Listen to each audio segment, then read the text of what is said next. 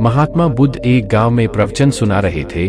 उन्होंने पास हुए लोगों के समीप अपनी मधुर वाणी से सभी को संबोधित करते हुए बताया कि हर किसी मनुष्य को धरती माँ की तरह सहनशील तथा क्षमाशील होना चाहिए।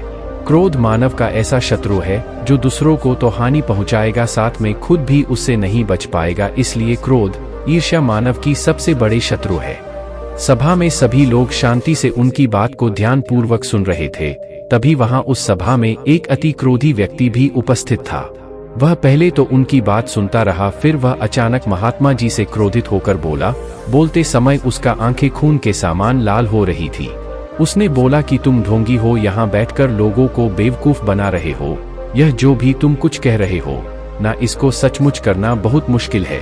समझे, तुम्हारी इन बातों का कोई मतलब नहीं है।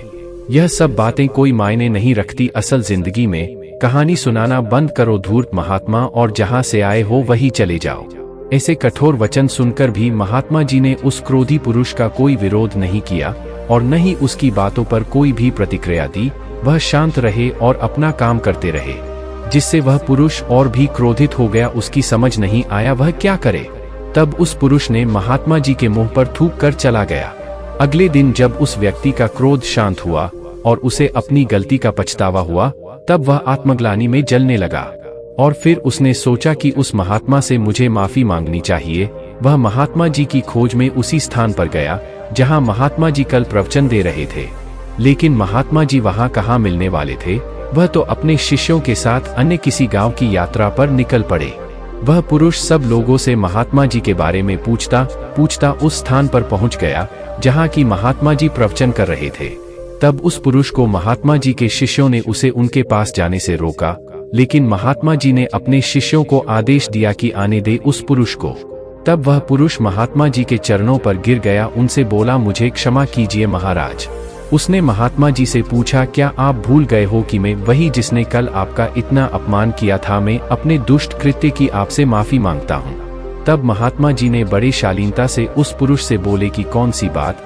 तब उस पुरुष ने बड़ी हैरानी से महात्मा जी की ओर देखा। महात्मा जी बोले कि मैं तो बीती बातें वही छोड़ आया, क्योंकि बीता हुआ कल कभी वापस लौटकर नहीं आता। इसलिए बीती हुए बातों की वजह से आज और अपना आने वाला कल नहीं बिगड़ना चाहिए।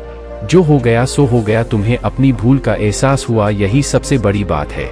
तुम अपनी गलती को मान लिए, सो तुम अब निर्मल हो गए हो। इसलिए कोई भी ग्लानि अपने मन में नहीं रखो। अपने आने वाले कल के बारे में विचार करो और उसे सुधारने का प्रयास करो। महात्मा जी की बात सुनकर उस पुरुष के मन का भार हल्का हो गया और उसने महात्मा जी के चरणों को पकड़कर कहा, आज से मैं अपने क्रोध का त्याग करता हूँ और धैर्यवान और क्षमाशील होने का प्रण आज से लेता हूँ। इस कहानी का निष्कर्ष तो दोस्तों, हमें इस कहानी से यह प्रेरणा मिलती है कि यदि अपने बीते हुए कल की गलती को लेकर हमें वर्तमान में उसका पछतावा न कर, उस गलती को हमें अपने भविष्य में कभी नहीं करना चाहिए, क्योंकि दोस्तों बीता हुआ कल कभी लौटकर वापस नहीं आता। दोस्तों, अगर आपको महात्मा गौतम बुद्ध की इस कहानी से कुछ सीखने को मिला हो, वीडियो को लाइक कर दीजिए और चैनल सब्सक्राइब कर दीजिए।